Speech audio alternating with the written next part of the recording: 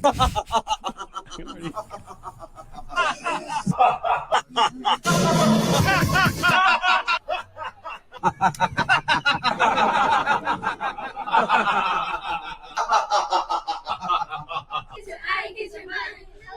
we are Kipler.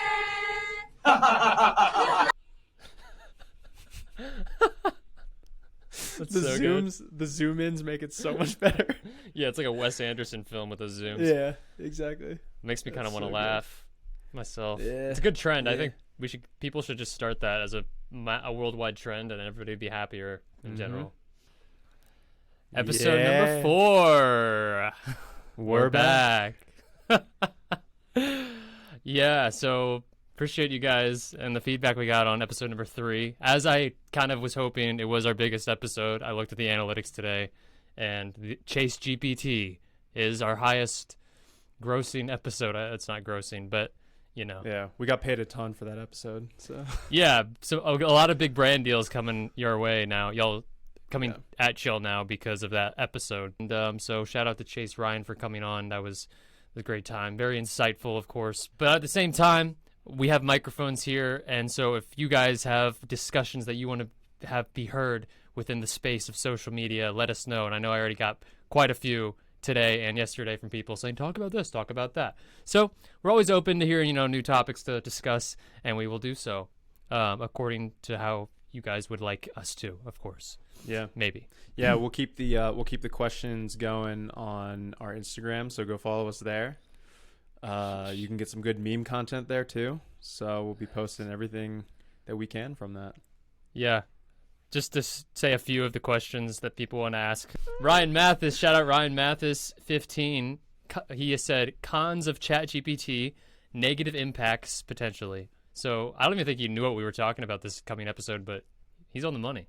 Yeah, he's in luck. He's in luck. That's right, because we have the expert of all experts coming on today. That's right. Davis Z said, healthy boundaries with parents. Nice, yeah. So hopefully we're gonna turn that. it. We'll tack that to our bio. Music culture, parenting tips from Josh and Cameron. How to keep your parents at bay. But our guest today might have a little insight on that. Yeah. This is Jess Harrison. Your favorite WNBA team? It's pretty good. I think we could probably go pretty deep there. Your favorite LU heptathlete? Also Jess Harrison.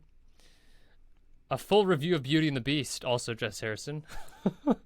Good. And then this is the question I think we should ask our guest today. Gene trends of 2023. I feel like he's just, the gene expert. He's always style trend expert himself. So. He's always got some 90s flow going. Whether it's in or not, he's got the 90s look. So he's not only a fashion icon, but he's also a tech guru. A tech guru, fashion icon, educational wizard. Some might call him an academic weapon. I like that. I do like that. Yeah. I'm going to go ahead and send him the link. All right. But he's not going to hop on right away. I bet you he will. Nah, he said, give me like a 5-minute notice. But I don't know if you got any people reaching out to you about the podcast. I mean, I know people have, but my younger sister, she was asking, so who's your audience? And so that's an answer. I was like, well, you know what? I think we're kind of trying to build our audience and let that figure itself out. I don't want to say we're specifically targeting these people or this people. We'll see. So it's really up to the audience for you guys to kind of decide who our audience is. We'll let you guys kind of figure that out as you share this podcast with others, hopefully. Yeah, we made an appearance on Be Real randomly yesterday, so we got people posting publicly about us. So the audience is growing. Yeah, who was that? What was her name? Shannon or something? Yeah, let's go with Shannon. Okay, yeah. Shout out to Shannon and her friends for putting on the Towne Criers podcast on their TV for all their friends to sit around and watch, I guess, it's a movie. If you could sit down and enjoy that with your friends for 30 minutes, me and you just going back and forth, and hats off to you. Yeah, we'll bring them on as guests, and I'll actually shout them out. Rebecca, Becca, and Alex. Shout out to them watching the Towne Crier just on the big screen. Yeah, seriously, guys, that's freaking awesome. I don't know if you actually watched the full 30-minute episode, but like I said, if you did, it's impressive, and we do appreciate it, and we will continue to shout people out like that. Yeah. But yeah, I would say we're developing our own subculture in a way. Like we're the leaders of a new subculture. Like there's been skate culture, there's been pop punk culture, there's been numerous different subcultures and whatnot, and we're kind of creating a new one, kind of pioneering a new one, which entails probably indie alternative music, sad boy music, Christopher Nolan films, and that whole genre there is what we're really pioneering, I guess. In tech also, but kind of a different angle on tech, something that's more exciting than just development. Because tech is boring in general, Yeah. Tech sucks. We're here to make these things cool to the average listener and the viewer. Yeah. We're trying to start Sad a boy cult, is what I'm music, go saying. directly into Nolan. All right, it's a natural flow. Yeah. Yeah. Would you say we're cult leaders? I would say we're cult leaders, yeah. Yeah. Do you have any robes? It depends. I got an LL Bean bathrobe. Yeah, I for was going to Christmas. say, I got a bean robe we could throw on. Maybe we do the podcast in that. Yeah. Yeah. Oh, honestly, I mean, we've been matching for most of these episodes. We might as well wear some robes for the next one. Yeah, true. Oh, you're rocking the bean crew neck, too. There you go. Oh, that's facts. Yeah, I didn't even think about it. Yeah, LL Bean. Yeah. LLB. I was actually going to send you a picture and say, yo, I'm wearing a crew neck gray sweatshirt and see if you were going to match. Oh, yeah, the champion black. champion. Close enough. It's a crew neck. Yeah, that's right. $10 Lewis joins wearing a vest. Make him seem Yo, smart. yeah. What do we think he's wearing? Yeah, a vest. He's rocking a black vest or some type of vest. I won't say black. He's rocking some type of vest, and I'm gonna go with like maybe a button-up shirt. He's gonna either a long sleeve shirt, or button-up shirt. He's wearing a vest for sure. He's definitely wearing a button-up shirt with probably it's probably like one of those checkered ones, button down. Yeah.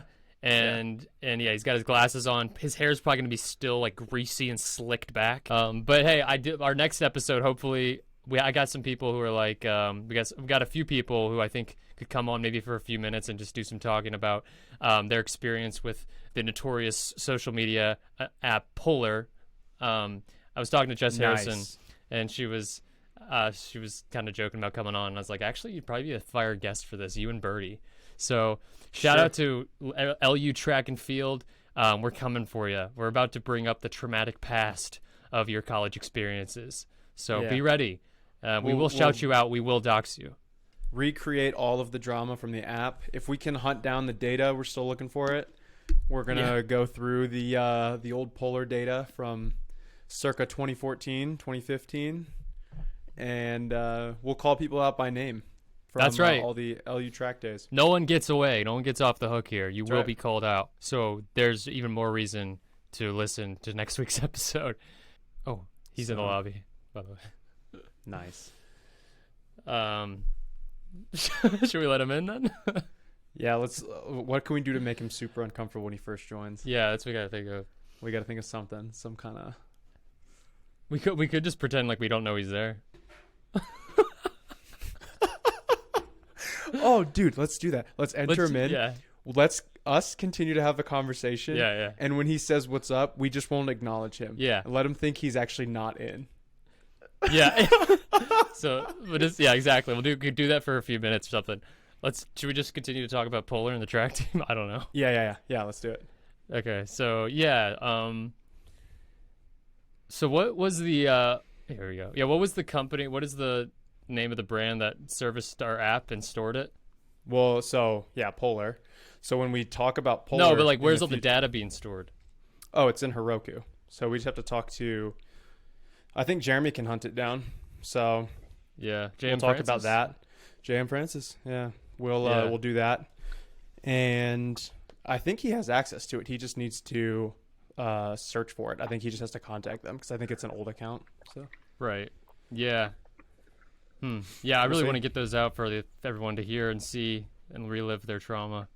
I agree. We could bring on people that can talk through it too. Yeah, we should honestly have a guest on at some point, especially like talk about like somebody who has that past experience with Liberty Track and Field and Polar. Birdie would be good for that. Yeah, Birdie or somebody like that to come through. Here he is. Yeah. So Did we didn't have a guest this week, did we? No, I don't think so. Yeah, I don't think so. That one dude, yeah, Zach's been asking to come on, so maybe we can get him on towards the end of the episode Yeah, today. we I could don't bring know. him on. Yeah, Or just even call next him week. in. Yeah. I mean, it's pretty easy. Yeah, Yeah. I would agree. Yeah. But did you hear about ChatGPT, though? I have, yeah. If only I had somebody to talk that knows more about it than I do. That would be helpful. to Yeah, have dude. Maybe on this I've been looking podcast. for an expert who could maybe come on and speak on it. It's just hard to find those people, you know? I would agree. Most people just don't know about it. You're looking at them. Yeah. So, Do you hear? I don't know. I feel like we're having audio issues. Is that on your end? Buzz issue? No, I my hear- mic seems like it's good. I hear like a rumble of like just gibberish, kind of. I don't know. It's very like It's like very subtle. Yeah. Yeah, it's your intelligent friend signing on. What? Did you hear Cam, that's a something? nice podcast studio you got there. I don't know. Maybe there's some noise coming through your studio. Maybe somebody outside the door? I don't know. Oh boy. How we doing, boys? First of all, nice outfit, dog. I just want to call that out. Oh, he got it right. He got it right. Nice outfit. What? What did he say?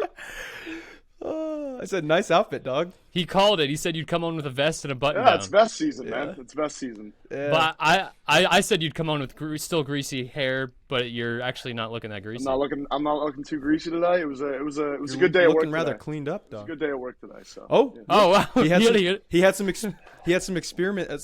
some experiments come back positive or whatever you That's call right. it. He proved the hypothesis today. That's right. That's Yeah. right. Yeah. No, I was reminiscing earlier on the last episode when you started talking about black holes, getting into the physics of it. Oh yeah. Oh yeah. Yeah. Physics guy, huh? I LOL'd a little bit. Yeah. I got my textbook right here. Yeah. Cameron. Yes, Cameron's, let's go. Cameron's got his fiction novel right there to refer. Well, for it's reference. actually specifically not fiction. It's the opposite Specifically of that. nonfiction, It's- actually. That's literally the science, not the Yeah, fiction. the science. Okay. of. All right. So yeah, you should know. You don't know Kip Thorne, dude? Yeah. Come on, Kip dude. Thorne. Yeah, he calls himself a scientist. Doesn't know what Kip Yeah. means. How we doing, boys? Yeah. doing Anyway. All right. Let me just give you a quick intro. So everybody, this is Louis Paone, the one we've been talking about coming on, the mystery man. So we're excited to have him here. He can tell you a little about his background in science and maybe tech. But hopefully we have a few things to get into today. But you just give yourself so you live in New Jersey. Just give a quick intro into what your background is with science, what your role is actually, what you do, just quickly. Yeah, absolutely. Yeah. So I was in industry for about 3 years after undergrad in biotechnology. And so I left there to pursue a PhD in biomedical engineering. So basically, all of my research is around spinal cord injury and Alzheimer's disease. So a lot of central nervous system neurodegenerative disease, stuff like that. So I have biomedical engineers. We work a lot with mechanical, electrical, physics, biology, chemistry. It's like everything. It has the tagline of like jack of all trades, master of none. So it's a pretty cool field because you get a little bit of everything and you apply it to solving complicated biomedical problems. So it's very cool. I've been doing it I've been in this PhD program for about 1.5 years, and I got about 2.5 years to go. So yeah, that's where I stand as it relates to tech and this infiltration of ChatGPT into academia. It's quite interesting, but I do a lot of my work and my research. A lot of the manuscripts I write, involves like a lot of MATLAB scripts and R scripts. So I'm touch and go with coding. I'm there. I'm in that space, and so. But it's much more of that, right? It's much more of that. ChatGPT is much bigger than that. So it'll be interesting to kind of delve into it and like see what the potential ramifications are for it. So yeah, there you go. Would you say your interest in ChatGPT started because you felt, say, threatened that it might make your PhD irrelevant or Diminish it? No, no, I'm assuming the tone of your voice suggesting this is not a joke, but it could be a joke. I'm thinking yeah, the way you phrased that, it didn't sound like a joke, but it's definitely a joke. But yeah, I mean, Yeah. yeah, I definitely think there's going to be some problems, and so I guess it depends, what angle you take from it. But, for, kids growing up in school, learning foundational skills, I think it's going to be a problem, you know? All right, so before we dive Yeah. super deep technically into ChatGPT, let's back up a little bit. I kind of forced that one right in. So Yeah. let's back up a little bit. For people who don't know, which you must be living under a hole if you don't know what ChatGPT Oh, under a is. hole, not even a rock. Under that hole Under that's a- under the rock. Yeah, In that- there's the rock covering the hole. In the You live ground. under the hole. In the ground. Yes. So, for our viewers who don't know, Lewis, do you want to give a quick 3-sentence summary of what ChatGPT is? Yeah, absolutely. So it's an open source platform. So meaning it's available to anyone who wants to use it. No subscription, no paywall. You log on, you make an account, and you can use it. Basically, yeah. So it's open source. It was developed by this company called OpenAI, and AI for artificial intelligence. And basically, the power behind it is, I guess, the enticing nature about it is, well, one, it can get you, information in, as quickly as possible from a variety of different topics. But the output, when you're any type of it, basically the platform humanizes coding. So to the dummy coder, right? So you are not a software engineer. You log on, you type in, write me a paper on the Civil War with sources embedded into the text, and write me a 10-page research paper. It will output a research paper with relevant peer-reviewed sources within minutes, and it's obviously it's a humanized output language. So, you know, nobody can really tell if you wrote it or the computer wrote it. So there's a quick summary for everybody out there. Okay. Yeah. To be fair, there's also, I believe, there's now services that can censor and recognize ChatGPT though for like papers and essays. So it's actually incorrect. Yeah, there actually are. Yeah, that's what I like. Yeah. Wait, what? Yeah, That's what I there just said. are. Oh, you said there That's are. what I said. Yeah. Oh, sorry, I missed you. Yeah. Correct. Yes, Cameron is right. There are services that have come up that can detect. I believe there's a company called like AI Zero, something along the lines. Okay. That can detect AI generated content. Okay. And so for people generating content through ChatGPT, they're not completely off the hook or, camouflaged from people thinking that they are the sole author of it. So there are some ways to kind of put safeguards in place. Yeah, so I mean, this came out in November of 2022. I didn't know that. I hadn't seen that there were certain organizations that were combating against, or that were able to detect, whether it was computer generated or somebody writing it. But so how are they doing that? So there's ways that I don't know the full details of it technically, Okay. to be honest. I don't know what they're using to determine that. I think there are, it's similar to plagiarism detectors, right?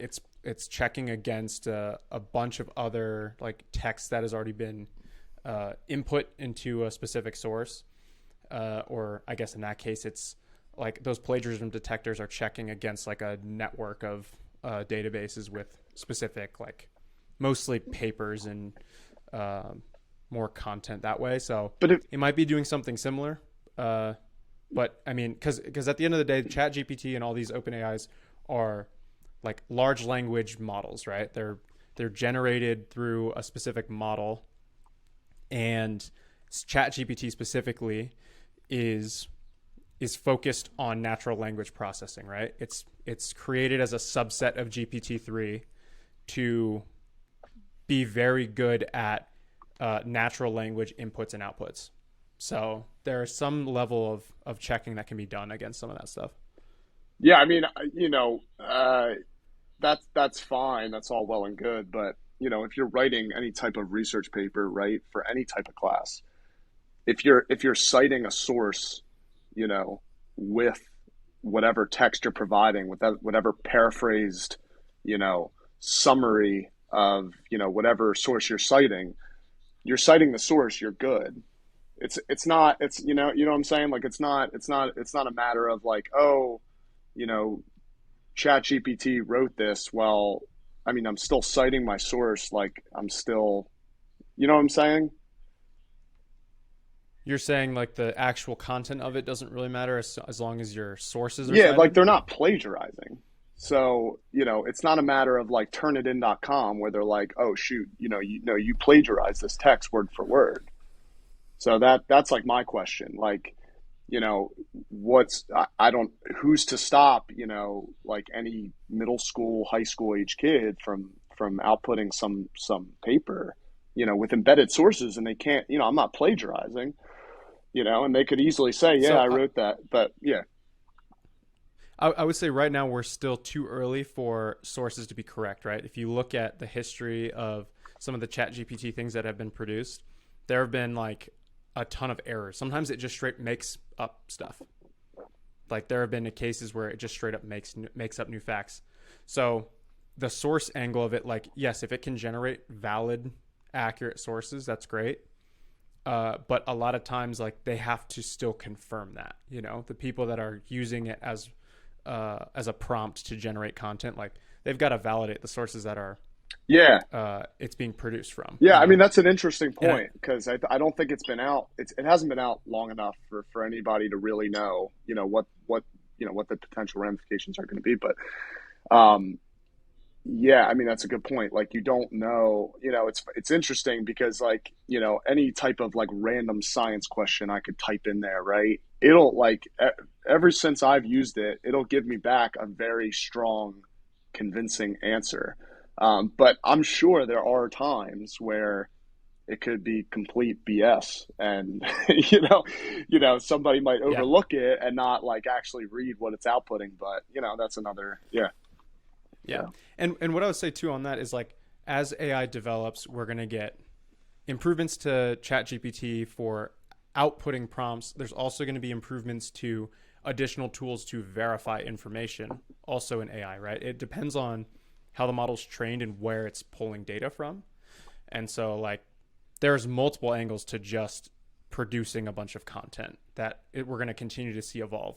But I think from like the high school, middle school angle of writing papers, I think content and copy is like the biggest industry where this has a use. Yeah. I think like generating content. Cam and I were talking about this with Chase on the last episode, where it's like, if, for example, I'll use my company because we just integrated with GPT-3. If you wanted to create a notification with password reset text, if you forget your password, you click forgot password, you get an email that says, here's the password that you forgot, enter this code into your like password field and reset your password. Like that copy can be produced in like a second with ChatGPT, right? Like any really straightforward content or scripts or all kinds of things, like content is the easiest thing for that to generate. Straightforward is the key word you just used there. Straightforward content. But Right. So we can get into what the longer form content later. We but can. Yes, continue. So like straightforward content, right? Like you can generate that stuff really easily. Papers, a little bit more difficult, like longer term explanations, longer term like detailed essays on certain things. It's going to be a little bit harder for that to nail exactly right. But I would say too, like as these tools become available, teachers just loosely assigning papers on a specific topic for their students to quote unquote prove their knowledge of a specific thing will need to evolve with the technology, right? So there's a lot of like educational reform that needs to happen for teachers to actually be testing and like providing their kids with good like education around that. They're not going to like, if you just say, hey, go write me a paper on this one specific topic, this could be a hot take, but I could throw that into ChatGPT. It could generate it. But if we know that content is very easily produced now, there's got to be more ways to start helping kids learn and test their knowledge of certain things Absolutely. outside of like the existing Yeah, absolutely. technology and norms that we've exist. No, I completely agree. I mean, that whole assignment in high school and middle school, that's going to die, right? Because, or, yeah, they'll say, write me a paper, but that now you have to give me an oral presentation on it to prove to me that you actually learned it, So there Right. has to be, yes, you're right. Educators have to evolve with the technology. That's just how it works. And I do agree with you as it is an excellent tool, for many different young professionals, whatever, in this discipline, to use and utilize for different purposes. Even high school students that are learning how to code, like to understand like basic syntax and, to just, start picking that up, different language models. I mean, I think, there's always, stuff like this, there's always good and there's always bad, but, Yeah. yeah, I think ChatGPT in general, like in on the same lines of education, it can be used as an incredibly good educational tool. Like if I want to go learn, let's use an example. Say I don't know anything about marketing, which I don't really. Marketing is not my strong suit. I have no idea what makes what companies do to produce good marketing content, how to market their product effectively. I can go to ChatGPT and with good prompt writing, which is what this is becoming, with good prompt writing, I can have ChatGPT like educate me on what good marketing looks like. Give me examples of companies in like Fortune 100 companies that have had incredibly good marketing campaigns on a specific product and give me examples on what worked and what didn't, right? Like I can take that general concept and dive really deep and I can gain a lot of insight. And so that's like one angle of it. Another angle is like a really practical use case is I can paste a YouTube URL in ChatGPT and say, summarize this video in 15 bullet points on what this is about. It'll generate, maybe not the link. You can drop transcripts in. I don't know if it can do a link yet. That might be a misspoke, but I can generate like a transcript of like a 30-minute video and be like, generate like a 15 bullet point summary of the highlights of this video, and it'll generate a bunch of stuff, right? So like there's a lot of really good educational uses for it. So I think teachers need to lean into that angle and talk to their kids about how to use this to help benefit them in the education process. So now I'm gonna come at it. I'm gonna be the pessimist now and come at it from the other side because we all know how kids are, right? Your high school, middle school, you get the assignment in, you want to get an A. What are you gonna do? You're gonna cheat. So many kids cheat. It's because it's easy. They get a good grade. They move on. That's just how it goes. So and coming off, this. Coming into the world, into our society right after COVID, where the learning curve has been plummeted because, whatever, a year and a half, 2 years, depending on what state you lived in, you were doing online learning. And so, all these kids are like a year and a half, 2 years behind, and especially in math and science. That's where it hurts the worst at that Yeah. middle school, high school age. So you take that paired with ChatGPT, they want to catch up to where they are and move on, still get good grades. So they're going to naturally be more inclined to cheat. And so that's the problem. And I think, right now, in this early stage, educators have to be better with designing certain assignments that, move away from students having the ability to cheat, whether, like I said, it'd be an oral exam or presentations, stuff like that, stuff that puts Yeah. kids on the spot and challenges them to present to their class. And then, alike, found that there's a certain, not nuance, but there's a certain, there's a beauty in learning a skill from the ground up and teaching yourself. So like for me, and other people in my situation, especially in graduate school, when we're trying to learn new skills, because, a lot of times you have your back up against the wall, you got to learn a new skill. It's difficult because, you don't have someone to teach you. You're teaching yourself. So if you want to actually learn that skill, what are you going to do? You're not going to have ChatGPT help you out. You're like, if I wanted to learn C++, I've never used it, but no, I'm going to use it. I'm going to learn it from the ground up. So, I think there's a beauty in, especially younger kids too, like teaching themselves, learning from the ground up without outside help or outside reference from this, template that they're able to generate now. Yeah. So that's my take, but yeah. Yeah. I think there's there's still a ton of value to in-person learning, especially younger education, right? Like that went online because of COVID. I don't know the state of that post-COVID. If online high school is still a thing, I don't think it is. I don't think that's valuable.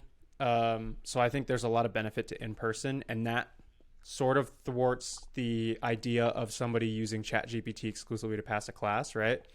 Yeah, sure, you can do your projects that way, but if I'm taking an in-person calculus exam on paper, yeah, I don't have ChatGPT there to do it, right? Similar with like standardized testing. I don't think SATs are done online. Absolutely. Unless I really miss that, So especially early education, I don't think there's not a huge concern with that yet.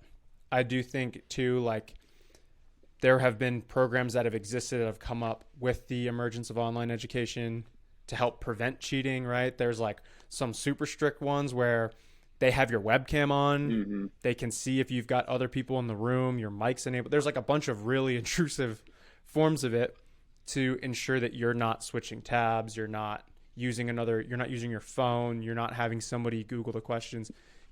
There's a lot of things to help prevent like testing from that degree, but outside of that, I think just like when we were in school, if there's like Wolfram Alpha to help you with math problems, Mm-hmm. to help you like solve certain things, right? ChatGPT is like a new enhanced version of that since we were there.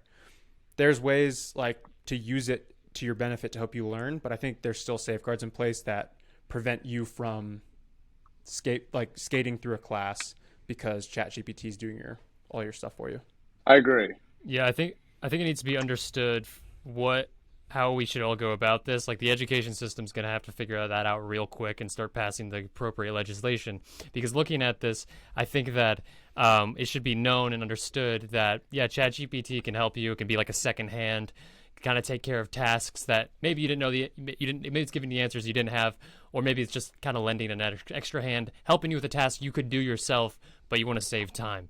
At the end of the day, we still are going to have to be educated. I don't think we can fully just rely on ChatGPT. I think at the end of the day, if you want to create a great project or whatever, you have to have the right inputs, the right questions to ask, and to even have the right specific questions to ask and the way to ask it, you have to have prior knowledge. You can't just come in and all of a sudden become the expert in a field because you utilize ChatGPT.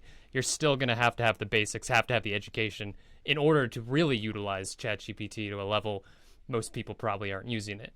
If you really want to, that's a good point. I agree with that. Yeah, that's a good point. Yeah. I mean, I agree with that a lot. Like you're not going to go in and give like ChatGPT one prompt and have it generate you a 10-page paper and like, boom, done. Yeah. If you do, it was a terrible assignment to begin with. Yeah. I mean, yeah. Like I think at the end of the day, like most people would say, you're only hurting yourself, right? That's what we all hear, right? You're only hurting yourself. Yeah. Well, yeah, that's true. And like, yeah, okay, I'm going to beat out this guy because he doesn't know what he's talking about. He's looking it up. But, I think what we're talking about here is societal implications, things that, from the ground up, you talk about, grade school, can have future implications. And I think, I see it with the undergraduates now and what COVID did and the learning curve. There's a huge gap and it's a problem because, I see like these kids, like sometimes, I interact with some of the juniors and seniors as a graduate student, and I'm like, you're not where you should be, and that's a problem. So, and it's not your fault, COVID had a huge part in that, but there's got to be, I was listening I feel like I have to bring it up. I was listening to the Joe Rogan Experience There it with is. Dr. Phil. I thought it was a great episode. But basically, Dr. Phil made the point like, okay, look, I'm not an educator, so take it, take my, his opinion for what it's worth. You can shoot it full of holes or whatever, but you know, if you want to close the gap, what do you have to do? You have to put in more time. And so what did he suggested, what do you got to do? How do you close that gap? Well, you work through the summer. The school calendar changes, right? Maybe 4 days a week, but all year round, and you focus on those core subjects. Because clearly, I'm telling you, these kids, they're going to get into and this cycle is going to spiral downwards unless we close the gap, because it affected everybody in grade school, from 12th grade to Yeah. second grade, first grade, whatever. So that's, I think it's something that we have to take into consideration. So Yeah. And that's like, I think what like educators are still trying to figure out is, hey, we went fully online. This applies even outside education, right? We went fully online. We tried to adapt at the times. It set a lot of people back because you just can't quite substitute full online learning, especially learning. I think this impacts like education way more than it does workplace. That's a whole nother thing, right? Even now, like I think we're seeing a lot of companies saying, hey, remote is great for flexibility and it offers like a lot of benefits, but we also really value the in-person time. And I think you talk to anyone who I think has like a lot of experience in the workplace, some fully remote totally works. I think really collaborative environments, fully remote does not work. Like it just doesn't quite have the same effect that like a hybrid or fully in-person model does. And I think education falls into a heavy collaborative environment, right? Education is like the definition of you're trying to learn and gain experience from something else and some other people. yeah, I mean, I can't. And so I think, Yeah. No, God, No. I can't speak to other professions, but Josh, we've talked about this before. Like especially in the STEM field, collaborative efforts are very key. When yeah, you're bouncing off, being in those meeting rooms, bouncing off ideas for new projects or new collaborations with that you're about to take on. Being in that room, having that physical connection with people, being able to like hash out those ideas is super critical. So totally. yeah. Totally. Especially with smaller teams, right? Like there's a difference with bigger companies. You could make the case that Facebook or Google or Microsoft, some of these big companies, are they going to have teams where people can be fully remote and just crank through stuff on their own? Absolutely. And there's probably a need for that. Smaller companies, I currently work for a startup, right? Like smaller companies, there's a really big value in-person collaboration and just like working together, working co-located. There's like a really big value to it. And I think that's something that can't fully be done with the current state of remote work. Put this 10, 20 years in the future with VR and AR and emergences there. Maybe somebody can figure out a way to replicate. But the idea of like presence, you can't replicate right now online. Absolutely. Yeah, and I do want to say this as we move further in this direction of AI and it being obviously easily accessible to the public and everything that's coming from it, like deep fakes, and when it comes to video, you can essentially have anybody say what you want them to say. An AI script, an AI avatar can do it. What's happening is I think society operates on a pendulum, and swings in one extreme to the other, but it never meets in the middle. So as we go further down this road, what's going to happen is I think online employers, people looking to collaborate, hire somebody, it's going to become less trusted when you see the content they're creating online is going to have less merit to it as we go further in this direction. And there's probably going to be, society will swing to the point of, I don't really trust anything you put out online until I meet you in person and see if you actually have the capability and the knowledge that backs up the content you're creating. Now anybody can be a professional in like any field by just typing in, getting some copy from OpenAI or ChatGPT, or making a little video that an avatar made, an AI avatar, and like anybody can look like an expert now. Yeah. And so I think it's going to be more vital to really know your stuff outside of the online space. So two really interesting things off of that. One is I don't know if you guys saw, I think it was NVIDIA that created this, but there's now it's either a program or some tool that I can go on camera, I can look off camera, and it will reposition my face on the output as if I'm looking directly at the camera. Wow. So for like video calls, I could be reading a script like this, and I could be reading something over here, and it looks like I'm staring straight at the camera. So it like creates talking. like a computer generated side of your face.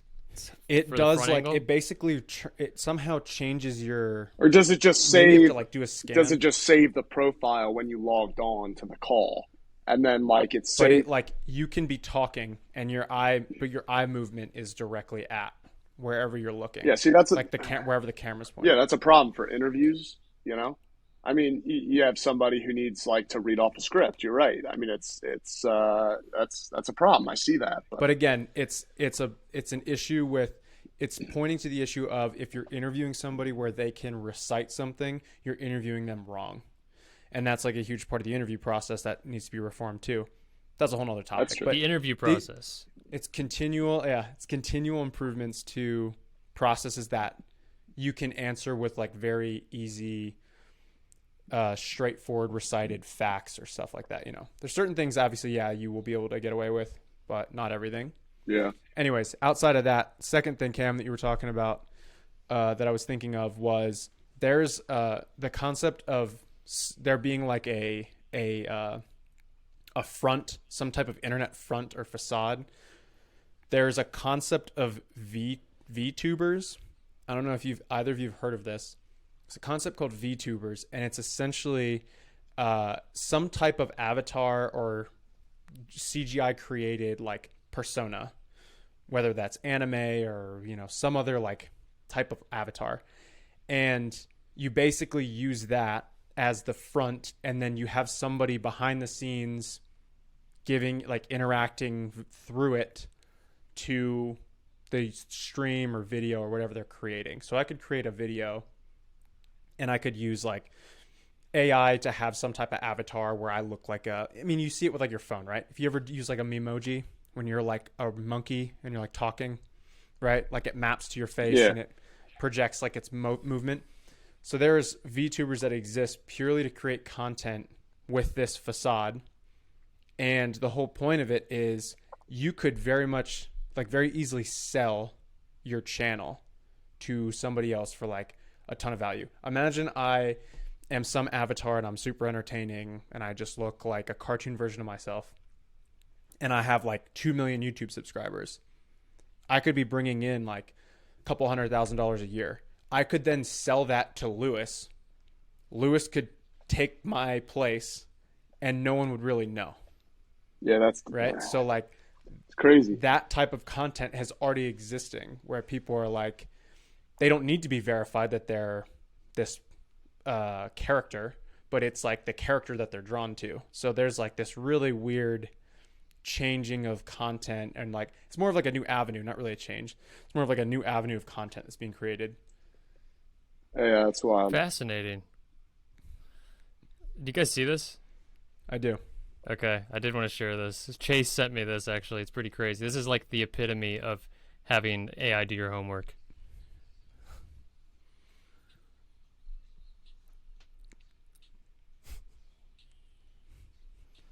That's crazy.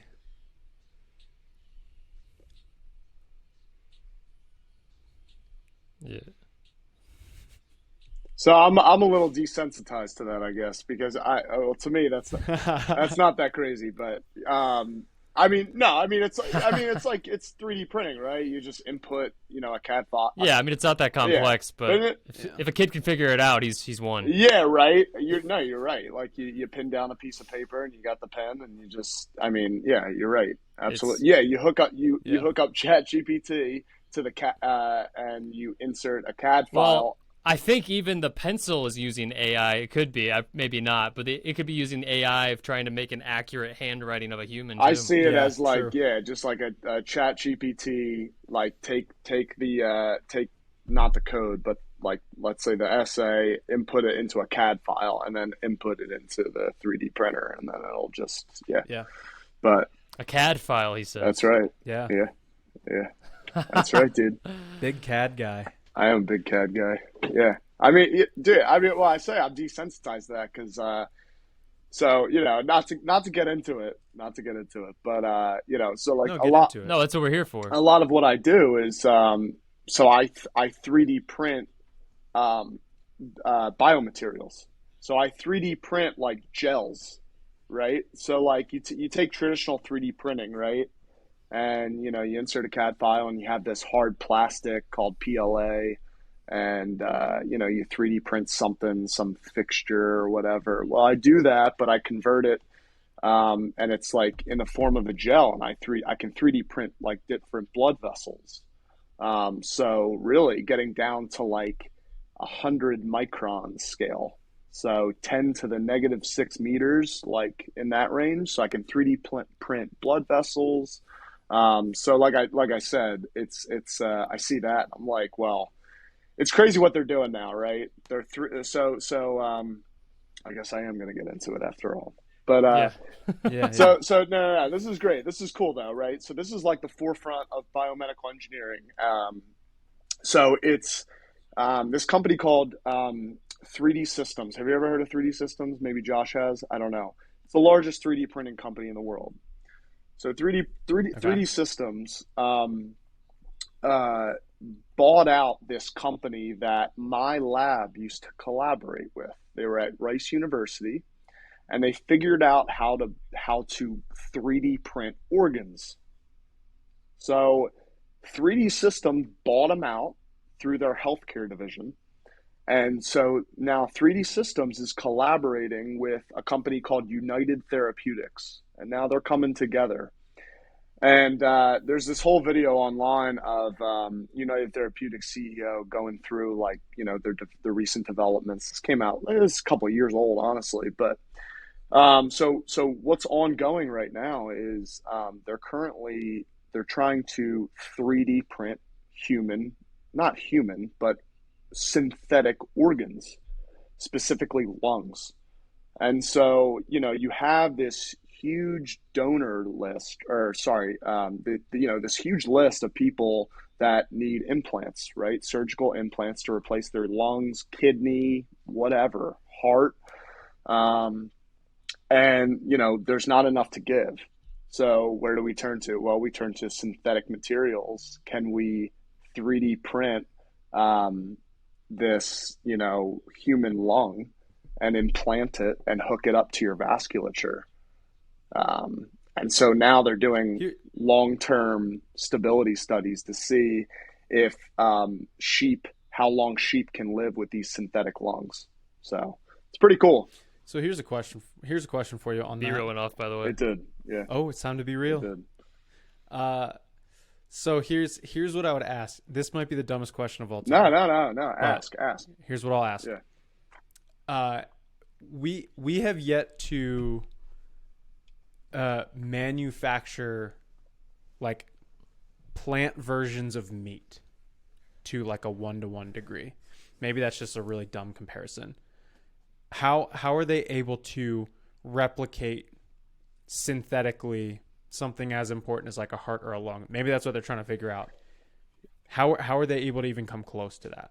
So that's a good point. So where it stands right now, and I already know where I'm going to go with this, but as it stands right now, they're doing large animal studies, right? So not in humans yet, but they're doing large animal studies.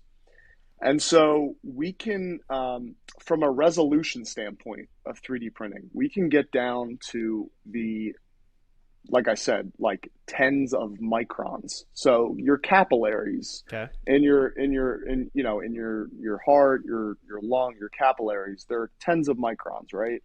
So we can get down to that resolution and print those channels, right? So we can print large scale 3D organs. The problem is, yeah, you can certainly implant it, but now you have to have your host, right? Your host, right? Accept that material.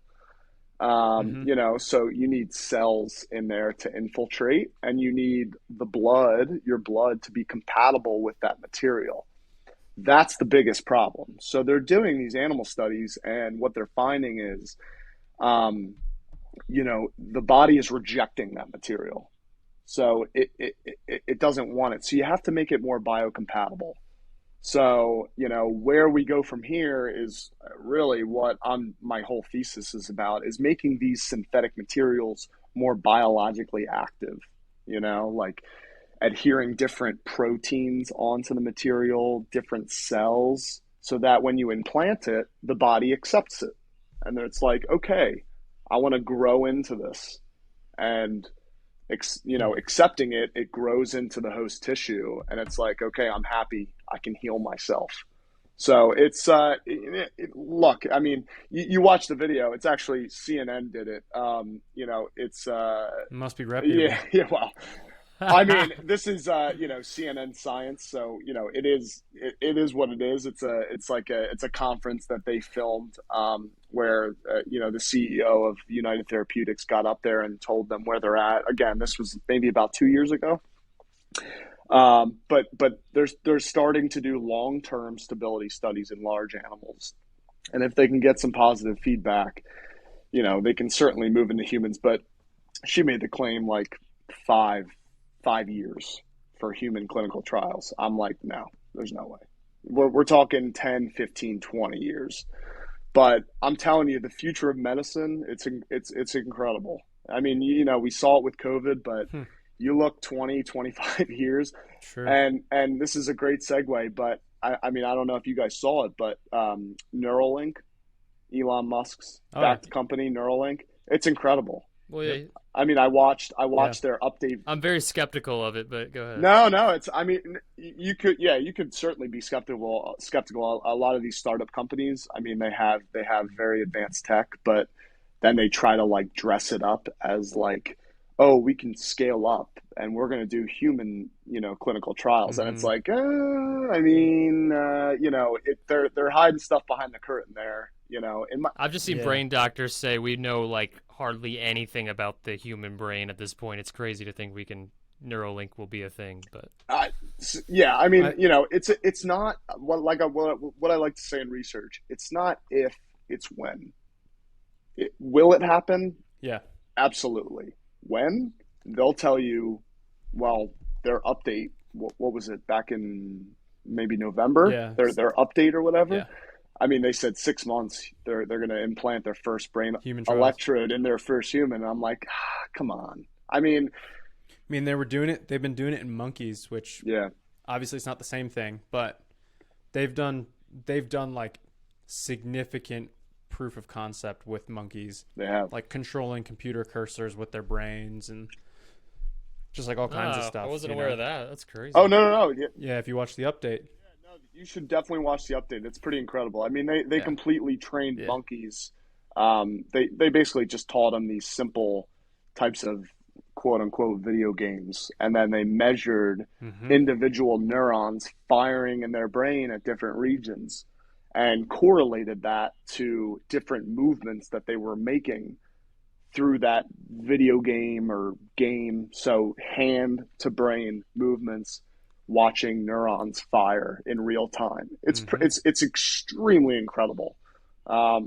So I mean, the things that you can relate that to, specifically Alzheimer's disease, Parkinson's. There's a lot of research there that's going on to where, these nano impulsed electrical fields that you fire across neurons can regenerate the brain, and it can bring back cognitive memory. So it's powerful stuff, but I don't know if I see it in 6 months. We'll see. But yeah. You mentioned COVID. On a much lighter note, do you think COVID was a hoax, or do you think that was actually Yeah, go ahead and tell us. That's a great question. I'm sure you have the What answer. do you want? My scientific opinion? Yeah. Yeah, yeah. Yeah. I mean, it was it certainly brought America through the ringer, that's for sure. But Yeah. That brings us to today's sponsor. Today's episode is brought to you by Pfizer. Shout out the Grammys or whatever. yeah, you better Yeah. retract that. I have friends at Pfizer that watch this. Oh, the scientific community is going to come after I'm us. joking. What do you? So Go ahead, Cam. we do have a little segment here. One of our followers, one of our audience members, wanted to ask a few questions for you specifically. So, Is that I'll just is go- that right? Is that right? Yeah, so I'll just go through that here real quick. First question is good, healthy boundaries with parents. Good, healthy. That's a good question. That's a good topic, honestly. Because he's about let's about get to into it, he's dude. about to have a kid, so he's I don't know. I don't know who you're referring to, but we can get into we that. all know exactly who we're referring to. But I mean, this is this is that's a great question. I actually really like that question. I talk about it Lewis, with him often. were you spanked as a child by your parents? Absolutely. Okay, hold What are on. your thoughts on? Let him tell us about the the parent boundaries. No, I mean, well, to answer Josh's question, absolutely. I was spanked as a child. I was disciplined, and the boundaries. I mean, I don't know. Boundaries. That's a loose term. I mean, Right. Almost like they don't. I exist. believe. I believe in discipline as a parent. So, More so, what he's referring to is as an adult, what should those boundaries look like with your parents? Oh, that's what he's referring to. Okay. Well, I'm married and I own a home, so a single family home. So I have my own. I set my own boundaries. That's Yeah. the answer to that Yeah, question. he has a single family home, Yeah. so he's got a single family. Yep, that's right. Yeah. What if your mom asks to go on Disney vacation, but Sammy's having a baby? Which one do you do? Well, I would certainly be in the emergency room with my wife. That's what I would do. Oh, not in Disney World, not on the whatever the ride is. No, that's a good question. Magic Mountain. Not playing That's Buzz certainly a Lightyear. good question, though. I have to give you that one. That's a great question. I'm sure you ask all your guests that. Yeah, Yeah, it's a reoccurring segment. This is a good segment we got going on right now. Yeah, family boundaries. Yeah. but we did get a lot of people saying different topics. Like this was one, gene trends of 2023. A full review. of What's Beauty your and the opinion Beast. on? Yeah. What's the current state of gene trends in your opinion, Lewis? Gene as in GEAN. Yeah, it's not Okay, not G. JEAN. not I'm hereditary. sorry, I genes. mixed up Gene and Gene. Chat GPT. Gene trend. Yeah, gene trends. I'm gonna say. Well, who are you saying for me? Is that? I don't. I know. mean, from my That's all. That's only context. we have. males. You better not have a rip in your jeans. That's all I'm saying. You better not have a rip in your jeans. I think that's contextual. You know, I mean, How slim should they fit in your opinion, Lewis? it should be slim, but if I walk over to you, it should be like an inch off your thigh. So that's someone intelligent okay. told me that once, aka Josh Yeah. Showalter. Okay. Yeah. Wow. How about who is your favorite LU heptathlete? Oh my gosh, heptathlete. Probably the least annoying. I mean, it'd have to be Jess Harrison. There you go. Yeah. Shut Yeah. up. Oh yeah. Nice. Good She's the one who response. asked that question. Oh really? Yeah. Yeah. Yeah. Talk to her? Really? Well, she follows the show and she's been putting inquiries in. Man, well, you can't cut that part out then. Yeah. Well, yeah. That's pretty sick. awesome. Shout out to Jess. That's good. She's a real one. Well, this is probably all the time we have for tonight. But is there anything you wanted to get it to specifically before we let you go? Let me go, as in you guys are going to continue on. You got more topics? Well, Well, yeah. we yeah, already you're not did allowed like to- a 15-minute intro before you oh came well, on. I mean, Yeah. this is it. You're not allowed to stay on through the I whole mean, podcast. we're only at Yeah, I mean, it's up to you guys. I could go all night, honestly, but Well, I have to Oh. edit this whole thing, so preferably not to edit 4 hours of footage. 4 you know? hours of footage. Holy So- cow! Shoot. Well, we're already over an hour, and we try to keep it around an hour. Okay, yeah, that's a good point. People lose interest. Yeah. That's All right. right. Well, yeah. Especially Yeah. with you're on. So But this is your time for, you're on air. Is there anything you want to get out there to the public when this posts? yeah, Let people any know. political opinions maybe you want to air out or anything like Yeah, that? I don't know. I don't think so. I'm not ready to, come under the heat from your thousands and You thousands don't of wanna shout? viewers. So I don't want to. That's You don't want right. to shout out like your wife or Well, I anything? certainly want to give my wife credit for everything that I said on air tonight. If it wasn't for her, I wouldn't be here, and if it wasn't for her, I wouldn't have these ideas in the first place. So she keeps me grounded. Yeah. Any of his controversial opinions? Yeah, it's credit to my Yeah, wife. For all that. yeah, that's certainly controversial nowadays. That's for sure. That's true. Oh man, yeah. So thanks for having me on, guys. I appreciate it. Well, yeah. Wow, Yeah, no, one- this is fun. I'm glad you came on. honestly I Yeah. love this. I like this. Makes me want to start my own podcast, or I'll just ride the coattails off you guys and just join every Yeah. week or something. I don't know. I love this. Yeah, that's interesting. We actually we wouldn't allow that, but that's cool. It's so much fun. You get to come on, you talk about important stuff, and you just you riff a little bit. It's a good time. It's a good time. That's right. That's exactly right. So, Yeah, Well, that's why we do it. You can just be our in-house science guy. We'll go to for science. that's what I like to questions. hear. That I like to hear that. You need me for something, you call me in. I'll tap in. Yeah. Yeah, All right. yeah, Yeah. exactly. So keep me on retainer. Yeah, okay, Yeah, I we like will. that. Once Yeah. we're monetized, we'll send you a stack of maybe You 1%. send me a roll of pennies. Yeah, exactly. Yeah. I like Yeah. that. Yeah. I like that. All right. Well, yeah. Thanks for having me on, guys. Yeah, well, everybody, this has been Louis Paone out of New Jersey. What is your role? What's your title as a scientist? Chemist? As a I mean, I'm a scientist. PhD student, biomedical engineer in training. Yeah. Biomedical engineer. Yep. Okay. So Well, awesome. Well, it's been great having you. I'm sure you'll hear it from our fans after this, and your DMs will never you better be believe empty. it. So You better That's believe right. it. All right, guys. you're... All right. Cool. Yeah, Yeah, we'll catch up see ya. soon. Let's see if he knows how to do it. Let's see if he knows how to do it. No, it just stays on for like 10 seconds. Yeah. Well, frickin' finally. Good. Cameron's about to lure. This out. He's about to lure himself to sleep after that. When he got on his phone for a little bit there, so Yeah, actually, to be respectful, I actually was looking up stuff for the content that we were talking about. oh, that's good. That's good. And texting like Zach. Yeah, how do we transition Title out of this that? podcast: Nerds Only. That's right. Not Dude, doing that anymore. there's a creator that was like BSing content on LinkedIn to see like how much reposts and like virality he could get off of it, and it was like completely made up, super outlandish stuff. Yeah. It was some TikToker. He did like a whole series on it, and it's like he had posts literally go viral, and they were just like completely fake, like all made up, like very obviously not true. And it's like TikTok is or not TikTok. LinkedIn is the most like memeable place to like. It's really hard to determine if content's like Right. satire or real. Because it's supposed By to be just, like- serious, essentially. But like the creativity that these people have tried to create on there with their posts, it's like I don't know if this is completely fake or like satirical or if you're actually being serious. Yeah.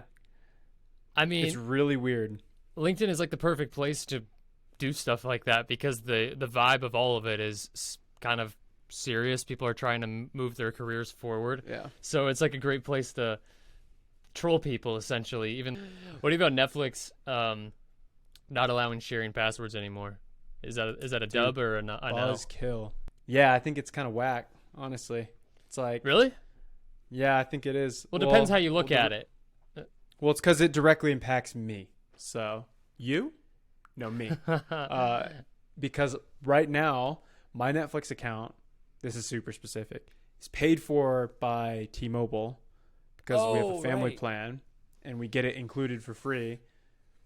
Like a true family, we don't live in the same area, so our password is shared across like 5 states or something. So as soon as this hits, there goes our entire account pretty much. So Well, here's what I want to say, and this yeah, get after it. might be offensive to many of you, so I don't care really. But I just think so. First of all, it's obviously Netflix is probably of trying to avoid people using their platform for free. But outside of that, I still think if you're an adult, you should pay for it, and you should be okay with that as a responsible adult. I think it's Totally. childish to rely on other people for passwords because someone's paying the bill. At the end of the day, somebody is paying this. So I just think if you're an adult and you have a job or whatever, pay for it yourself and don't complain about not sharing passwords, not being able to have your friend's password who pays for it. I just think it's time to grow up. People like we used to pirate movies and stuff all the time when we were younger and whatever. Back in college, we've yeah, changed a lot when we were now. different Yeah. people. But at a certain point, you have to stand up and be like, you know what? I'm a grown man now. I can get the bill for my own entertainment and what I choose to watch. My only pushback on this is I have a lot of pushback because this directly impacts me. Okay. No, but so I think if you look across services, right now I have an Amazon Prime account that I can split with one other person. Means my Amazon Prime Video also included in that. So Prime accounts you can split, cell phone plans you can split. Random anecdote, 1Password for like a password manager can also create a family account for that to share. I don't think families have to be in the same household. Maybe people have pushed back on that. Netflix obviously does. But I also think this is a desperate attempt for Netflix to save their dying revenue. Because I don't know if you've seen the past year, Netflix has tanked. They're not, yeah. Stock price is in the toilet. Oh, The revenue is really low. So I think this is a desperate attempt for them to generate an additional X amount of million off of their subscriber base. But I think people just don't really care. So maybe this will work. Someone said Maybe the this other will day. work. Maybe it won't. I don't know if I agree. I mean, I guess okay. I can't argue the numbers if I didn't realize their stocks were in the tank. But Yeah. they've still had some. They had Glass Onion. They own the rights to that now, so they got that going for them. I mean, they had only a year ago they had Squid Game. They have the newest show, which was a huge success, Wednesday by Tim Burton. Mm-hmm. They got Outer Banks. I mean, they got a Stranger Things. They have a lot to work with. So They do. I think But they'll they're be no all right. longer the single source of content like they have been. They have some huge shows, but they are not the sole owner. Now you've got all these one-offs, which is actually really annoying. I'd rather one person just own everything. Because now it's you need Disney Plus for all these random Star Wars shows. Now you need Paramount Plus for whatever the heck they have. You need Discovery Plus or whatever the other one is. There's one other one. Yeah, Discovery Then Plus, you- I think. Then you need Hulu Apple for TV certain things. Plus. You need Apple TV for Ted Lasso and The Morning Show. You need Netflix for all the ones you just mentioned. It's super annoying. It's obviously good for competition. Mm. But there's now no longer one single oh yeah, I have Netflix so that I can watch all my shows and that's it. It's no, there's really good HBO for Game of Thrones and all that other stuff. There's all kinds of stuff now. You think So, anybody's working on? I don't know how this would go about it, but you think anyone's working on creating a service to bring it all together? I have no idea how Yeah. you do it, but I got a targeted ad for that actually, which is No really way. interesting. You mentioned that. Yeah. Some really sketchy looking site, which I'm sure it is, but they basically try to hold the subscriptions for all of them and you pay some exorbitant fee. I forget what it $90 even a was. month? Something like that, where it's you pay $60 or $70 a month and you get access to all these shows. And it's speaking to your point earlier about services that exist that solely could get shut down, that is a prime candidate for any of those services being actually, no, you can't do that, and shutting them down. So yeah, I'm this yeah. seems like an interesting idea, and maybe they do a bunch of stuff with VPN location-based stuff true. to try and isolate it. I'm That's- there's no shot this holds that up. gets sticky pretty quick. Yeah. Yeah, I saw. I have a connection with this group of people is kind of trying to fund this new startup, which is going to be a way for, they not only claim that they can bring every movie and every show to one platform, but they also, one of their big selling points is they're going to be using AI to basically, you can edit a movie however you want it. So you can take out whatever content, if you're watching a movie, radar movie with kids or something, you can take out exactly what you want it to take out with AI. Super easy to use. So that's one of their biggest selling points. But also they're claiming they're going to be able to bring every show, every movie to one platform, which I'm very skeptical about. Almost makes me want to be like, I don't know if I want to invest in that. Yeah, it's like pirated content at that point. Yeah. Almost. I haven't looked too much into it, to be fair to them. So I do understand what the legality is, where you could actually claim you can have everything on one platform. That, no idea how that's going to be done. Yeah, I don't think that's really feasible, especially with digital content. Maybe, but if that's the case, they're gonna end up having to pay these companies a ton of money. Yeah. That's the only way I could see it happening. Yeah. Netflix is like, sure, you can bring our content in, but you're gonna also pay us a royalty, so people pay twice. Right. That's like the only way that happens. Yeah.